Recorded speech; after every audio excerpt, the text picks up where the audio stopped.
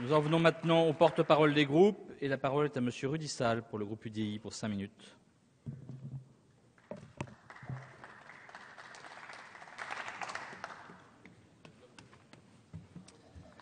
Monsieur le Président, Monsieur le Ministre, Madame la Ministre, Monsieur le Président de la Commission, mes chers collègues, la France consacre à son système éducatif des moyens comparables, voire supérieurs, à des pays qui assurent mieux la réussite de leurs élèves.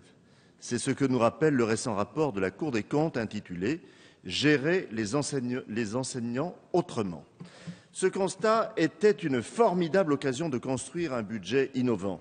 Quelle chance offerte sur un plateau pour améliorer l'offre éducative, pour des démarches collectives des équipes éducatives, pour repenser les modalités de recrutement des enseignants, pour valoriser au fond les motivations de carrière, toutes choses que le rapport aborde.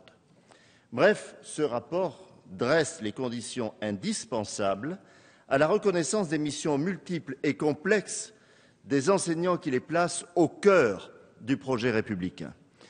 Et il précise qu'avant tout accroissement des recrutements dans l'éducation nationale, ce qui doit être repensé, c'est bien l'attractivité du métier enseignant, notamment en intégrant dans le salaire de base les primes et indemnités correspondantes aux tâches effectuées dans l'établissement, en assurant une véritable formation initiale et continue, en donnant aux enseignants les moyens d'accomplir toutes leurs missions, construction de bureaux et de salles, équipement en ordinateur personnel, et en leur proposant des responsabilités dans l'établissement. Eh bien, de cela, nous ne voyons aucune trace dans ce budget, qui est pourtant le premier de France par son poids, par son périmètre et par ses effets de longue traîne pour notre pays. Non seulement nous n'en voyons aucune trace, mais vous faites le contraire de ce qui est suggéré. À la façon de Dostoïevski dans L'Idiot, sans doute, vous empirez les choses. Je ne suis pas sûr que le système éducatif français, qui continue de dégringoler dans les classements PISA, trouve là une rédemption ultime. Ce que nous voyons dans ce budget, c'est une fois encore l'expression d'un déni de réalité qui paraît d'autant moins attaquable que vous y mettez les moyens. La meilleure illustration nous est donnée par les programmes 140 et 141 qui visent la formation des personnels enseignants. Un gros effort est réalisé de ce côté-là. Mais s'est-on interrogé sur les difficultés pour construire les contenus des cours pour les différents destinataires de ces formations, qui certes ont des intitulés, mais qui manquent parfois de contenu précis? S'est-on interrogé sur le flou persistant des épreuves de concours, sur la structure de l'ESP et les querelles de territoire qui en ont résulté? Qui fait quoi? Comment? Dans quelle structure? Avec quels intervenants? Qu'a-t-on fait avec la multiplicité des statuts? CAD2, FSTG, M1, M2 en stage, EAP, contractuel. On s'y perd et les enseignants eux-mêmes aussi. En somme, rien ne nous permet d'espérer que derrière les nouvelles façades des SP ne se profile pas déjà l'échec des IUFM.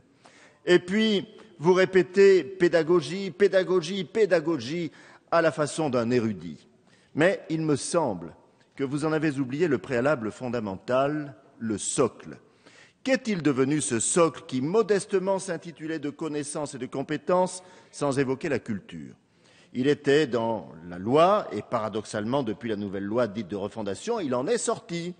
Le socle fait l'école buissonnière avec son petit baluchon pédagogique sur le dos, nous le cherchons toujours. Et je ne parlerai pas, parce que je l'avais déjà évoqué lors de la discussion sur le projet de loi de refondation de l'école de la République, du point 11 du programme 140, qui n'est pas renseigné pour 2012 et ne le sera pas pour 2013. Ce point, pourtant, c'est celui de l'évaluation des résultats des enfants en primaire, puisque vous avez décidé que désormais, ces éléments fondamentaux d'analyse demeureraient au niveau de chaque établissement et ne remonteraient plus. Où est donc l'objectif pédagogique? Comment allez-vous fonder une politique scolaire nationale de la réussite dans de telles conditions? Un mot, enfin, sur la façon que vous avez de reprendre les projets de votre prédécesseur, alors que vous les avez vilipendés et voués aux gémonies. Je veux parler du programme 408 et des internats d'excellence qui sont maintenant de réussite. Soit, mais entre nous, rien de nouveau sous le soleil. Il y a simplement des mots tabous qui ont dû heurter vos chastes oreilles. L'excellence, ce serait peut-être un terme élitiste, qui sait? Il suffit de regarder ce qui se réalisait dans les internats d'excellence pour comprendre que c'était un chemin d'excellence qui était offert à chacun, à chaque enfant, mais aussi à chaque agent de l'éducation nationale, enseignant ou non. On a donc changé l'étiquette pour conserver le produit, mais la facture est encore plus salée qu'elle ne l'était jusque-là. Vous comprendrez en conséquence, Monsieur le ministre, que votre absence d'ambition pédagogique réelle, associée à une explosion de dépenses, conduise le groupe UDI à voter contre ce budget, parce qu'il croit, lui, au contraire, aux nécessités de l'innovation et au sens des responsabilités dans la gestion publique.